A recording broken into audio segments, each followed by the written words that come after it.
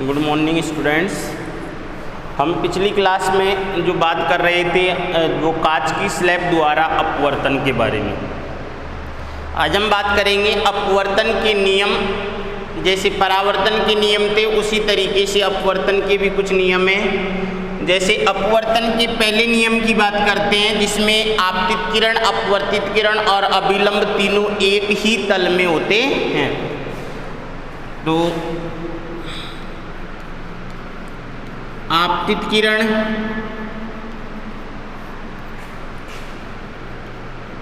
अपवर्तित किरण व अभिलंब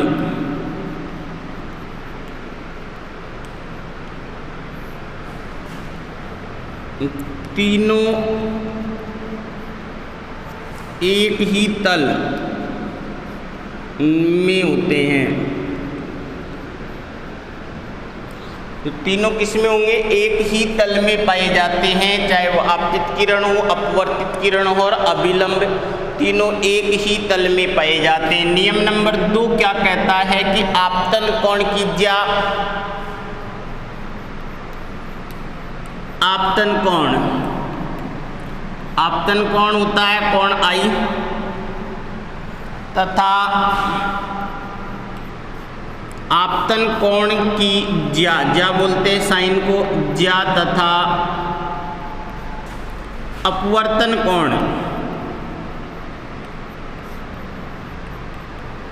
अपवर्तन कोण की ज्या,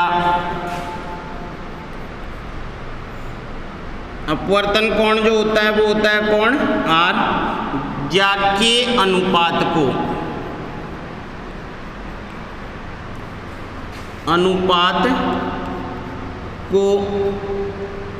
क्या कहते हैं? अपवर्तन का दूसरा नियम है ये कि आपतन कोण की ज्या एवं अपवर्तन कोण की ज्या का अनुपात जो है वो क्या रहेगा? स्थिर होता है। ज्या के अनुपात स्थिर रहता है और इसे ही क्या कहा जाता है? दूसरा नियम कहा जाता है। जैसे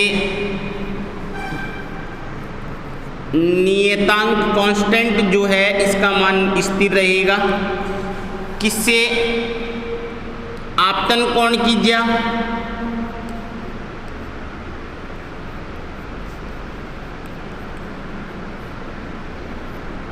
आपतन कोण की ज्या तथा अपवर्तन कोण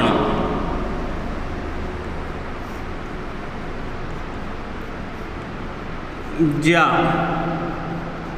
दोनों का मान क्या होता है? स्थिर रहता है। अपवर्तन कोण की ज्या जो होती है आपतन कोण की वो होती है साइन आई बटा साइन आर। तो इनका मान जो है वो क्या रहेगा? कांस्टेंट रहता है, अर्थात कुछ बदलता नहीं है। और इसे ही इसमें क्या कहा जाता है? स्नेल का नियम कहा जाता है। इसे ही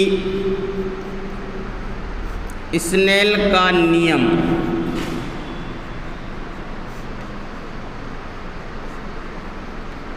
कहा जाता है। अर्थात यहाँ पर अगर अपन बात करते हैं तो ये जो है माध्यम 2 का माध्यम 1 के सापेक्ष अपवर्तनांक भी कहेंगे। अगर मैं इसको लिख दूं, ये जो है जिस माध्यम से प्रकाश की किरण होती हुई और जिस माध्यम में प्रवेश करती है, तो माध्यम 2 में यहाँ पर अगर अपन बात करें इसको दर्शाया जाता है अपवर्तनांक को म्यू से और 2 का 1 के सापेक्ष अपवर्तनांक। तो माध्यम 2 का अपवर्तनांक या अपन इसको बोल सकते हैं जैसे जो अपवर्तनांक जो होता है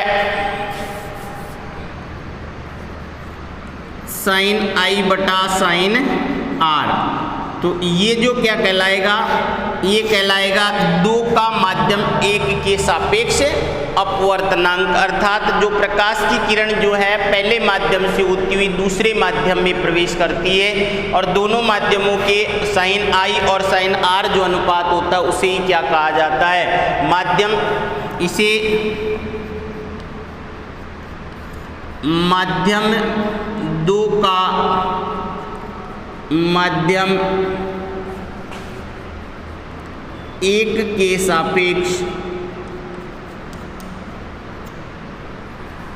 अपवर्तनांक कहते हैं। क्या कहते हैं? अपवर्तनांक कहते हैं। तो यहाँ पर जो दूसरा नियम जो अपवर्तन का वो वेरी इंपॉर्टेंट है। दूसरा नियम क्या कहता है कि आपतन कोण की ज्या तथा अपवर्तन कोण की ज्या का जो अनुपात है वो स्थिर रहता है, और इसे ही क्या कहा जाता है? स्नेल का नियम कहा जाता है। या इसे अपन बोल सकते हैं कि माध्यम 2 का माध्यम 1 के सापेक्ष अपवर्तनांक। अर्थात जब प्रकाश की किरण जो है माध्यम 1 येरा माध्यम 2 में प्रवेश करती है तो वो डिपेंड करेगा क्या है। तो इस तरीके से जब प्रकाश की किरण ये माध्यम 1 है और ये माध्यम 2 है, तो प्रकाश की किरण जो है माध्यम 1 से माध्यम 2 में प्रवेश करती है तो इसे ही क्या कहा जाता है? माध्यम का अपवर्तनांक कहा जाता है। और माध्यम का अपवर्तनांक जो है वो क्या होगा? साइन आई बटा साइन आर, अर्थात साइन आई और साइन आर का अनुपात जो है उसे ही क्या कहा जाता है? स्नेल का नियम कहा जाता है। अगर मान लो यहाँ पर अगर अपन बात करते हैं कि यदि प्रकाश की किरण जो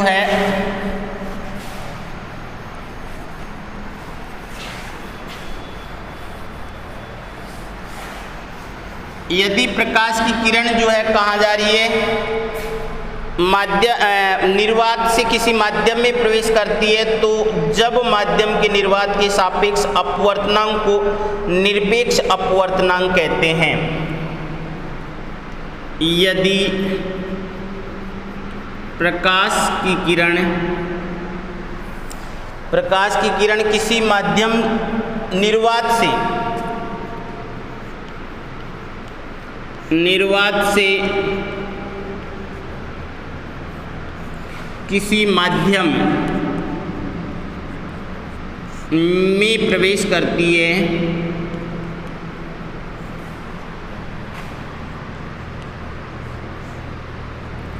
तो उसे निरपेक्ष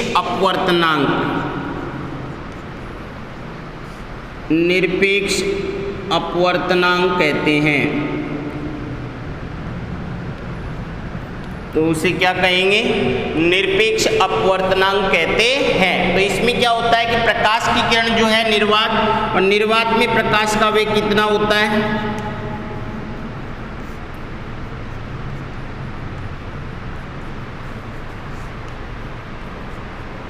निर्वात में प्रकाश का वेग होता है 3 × 10⁸ मीटर प्रति सेकंड। तो इसमें प्रकाश कहाँ जा रहा है? निर्वात से किसी माध्यम में जाता है। तो निर्वात में से किसी माध्यम में जाएगा तो निर्वात में प्रकाश का वेग, और किसमें? और निर्वात में प्रकाश का वेग और किसी माध्यम में प्रकाश का वेग जो होता है उसे क्या कहा जाता है? माध्यम का अपवर्तनांक। तो यहाँ पर जो है तो ये हो जाएगा माध्यम में प्रकाश का वेग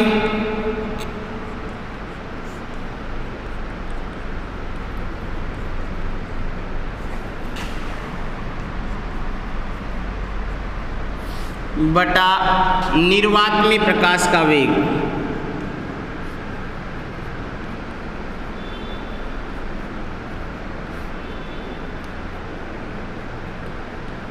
तो ये हो जाएगा माध्यम या निरपेक्ष अपवर्तनांक।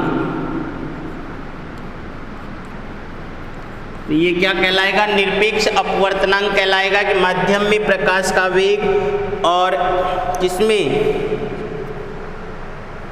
माध्यम में प्रकाश का वेग और निर्वात में प्रकाश का वेग।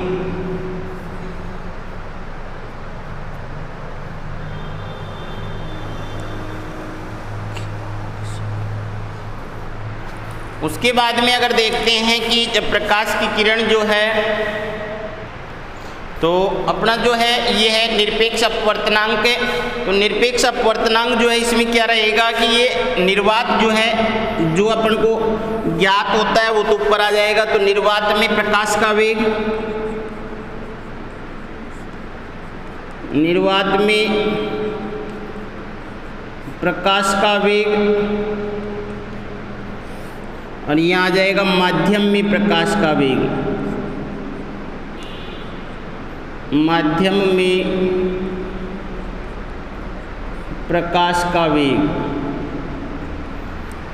या अपन बोल सकते हैं कि किसी भी माध्यम का अगर अपन को पानी के सापेक्ष अपवर्तनांक निकालना है, किसी भी माध्यम जो है उसका पानी के सापेक्ष अपवर्तनांक है या हवा का पानी के सापेक्ष अपवर्तनांक निकालना है, तो ये क्या हो जाएगा, हवा का पानी के सापेक्ष या पानी का हवा के सापेक्ष अपवर्तनांक। तो पानी का अपवर्तनांक अपन को ज्ञात करना है किसके सापेक्ष, हवा के सापेक्ष। तो यहाँ पर जो अपन को ज्ञात है वो तो कहाँ जाएगा, वायु का अपवर्तनांक, वायु में प्रकाश का वेग,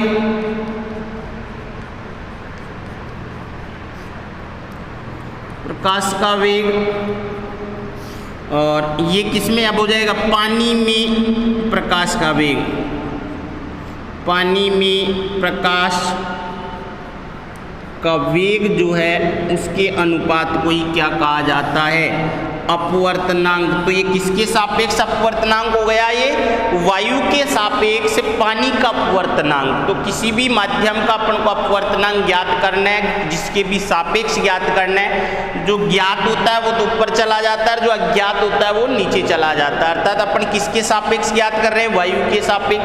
किसका ज्ञात कर रहे हैं, पानी के। यहाँ पर अपन ने निर्वात में, तो निर्वात में प्रकाश का वेग और माध्यम में प्रकाश का वेग, अर्थात प्रकाश की किरण जो है यहाँ से कहाँ जा रही है, निर्वात से प्रकाश किसी माध्यम में प्रवेश करता है। उसके बाद में नेक्स्ट देखते हैं कि जो अपवर्तनांक जो होता है माध्यम की प्रकृति, घनत्व एवं प्रकाश के वेग पर भी निर्भर करता है।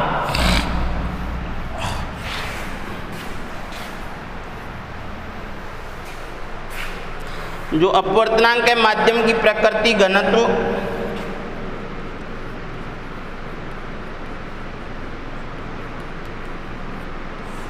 अपवर्तनांक माध्यम की प्रकृति, उसके बाद में माध्यम की घनत्व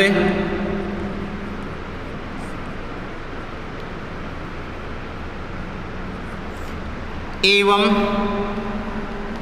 माध्यम जो है प्रकाश के रंग जो है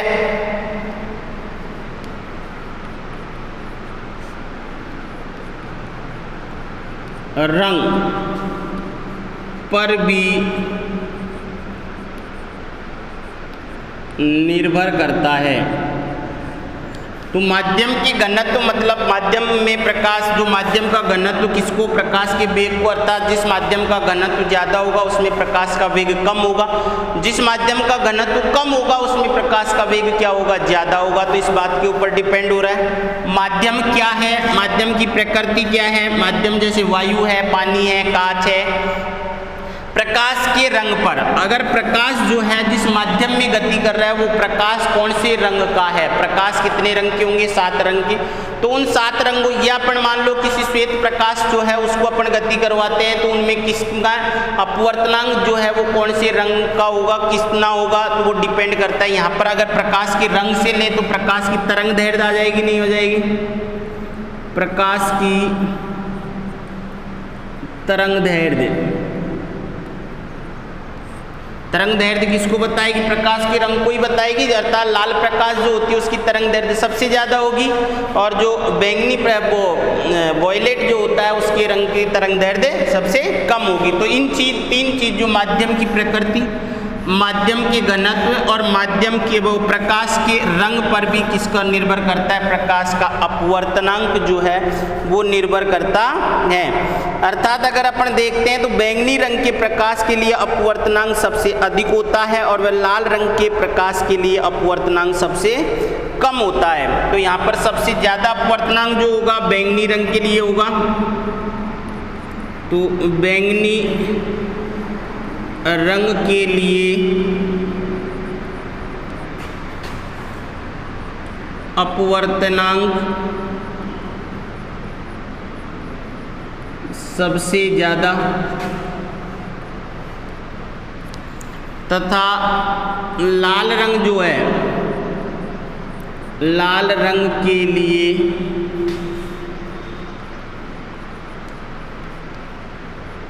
अपवर्तनांक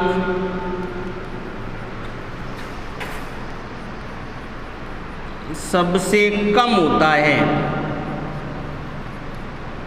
तो ये डिपेंड किसके ऊपर कर रहा है, बैंगनी रंग जो है इसकी तरंग दैर्ध्य क्या होगी, सबसे कम होगी। तो जिसकी तरंग दैर्ध्य कम है उसका अपवर्तनांक जो है सबसे ज़्यादा हो रहा है, और जिसकी तरंग दैर्ध्य सबसे ज़्यादा है उसका अपवर्तनांक सबसे कम है। तो यहाँ पर डिपेंड किससे हो गया, रंग हो गया। नहीं, रंग किसको बता रहा है, तरंग दैर्ध्य को। अर्थात यहाँ पर जो है तरंग दैर्ध्य किसकी ज़्यादा है। अगर अपन बात करते हैं E बराबर एच म्यू होता है, वो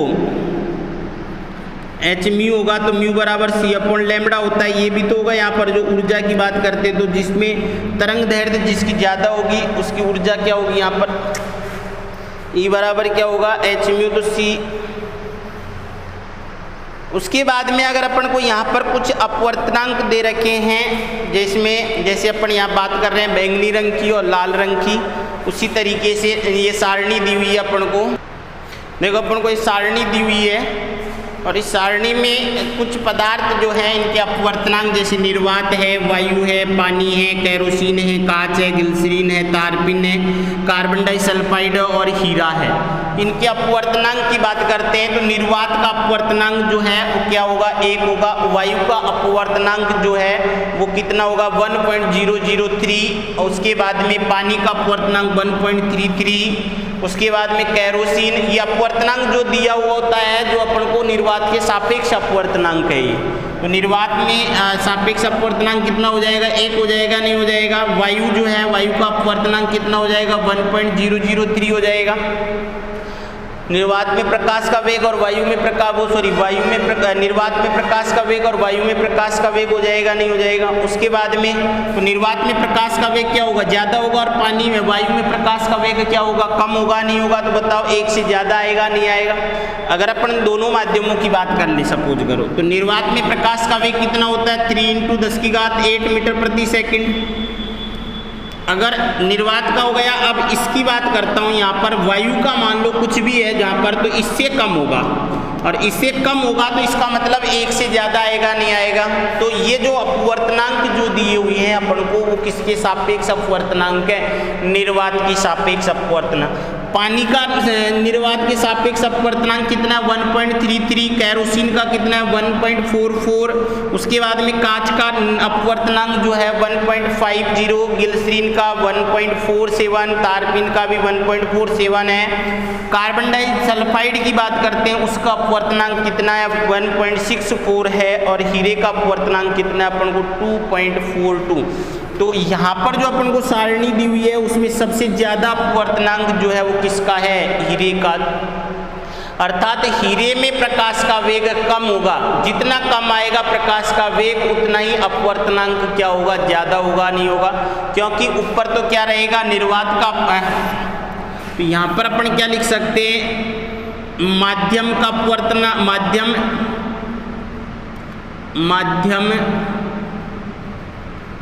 का निर्वात के सापेक्ष अपवर्तनांक। तो बताओ यहाँ पर क्या हो जाएगा, निर्वात में प्रकाश का वेग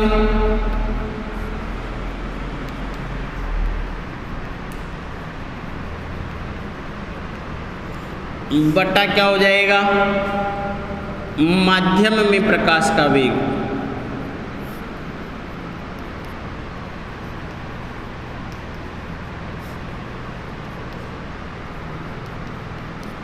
तो माध्यम में प्रकाश का वेग जो है जितना ज़्यादा होगा अपवर्तनांक उतना ही कम होगा। अगर माध्यम में प्रकाश का वेग क्या है, कम है, तो अपवर्तनांक ज़्यादा होगा। प्रकाश का वेग माध्यम में ज़्यादा होगा तो अपवर्तनांक कम होगा। तो यहाँ पर हीरे में प्रकाश का वेग जो है कम है तो अपवर्तनांक क्या रहेगा, ज़्यादा रहेगा। अर्थात अगर म्यू की बात करें अपन तो ये क्या हो जाएगा, माध्यम में प्रकाश का वेग, माध्यम में प्रकाश का वेग। तो ये डिपेंड डायरेक्ट किससे कर रहा है, प्रकाश के वेग से डिपेंड कर रहा है, अर्थात प्रकाश का वेग माध्यम में ज़्यादा है, ये ज़्यादा होगा तो ये कम होगा, ये कम है तो ये ज़्यादा होगा, दोनों इन्वर्सली प्रोपोर्शनल हो गए नहीं हो गए। माध्यम में प्रकाश का वेग के ऊपर डिपेंड कर रहा है कौन? किसी भी माध्यम का अपवर्तनांक। क्लियर? तो ये माध्यम का अपवर्तनांक जो है ये प्रकाश का वेग रंग के ऊपर भी डिपेंड करेगा नहीं करेगा? क्योंकि क्लियर, तो ये वेरी इंपॉर्टेंट है कि अपन इससे आइडिया लग गया अपना। तो ये जो भी दिया हुआ है अपवर्तनांक, ये किसके सापेक्ष अपवर्तनांक दिया हुआ है? निर्वात के सापेक्ष अपवर्तनांक दिया हुआ है। क्लियर? अब करेंगे अपन नेक्स्ट क्लास में।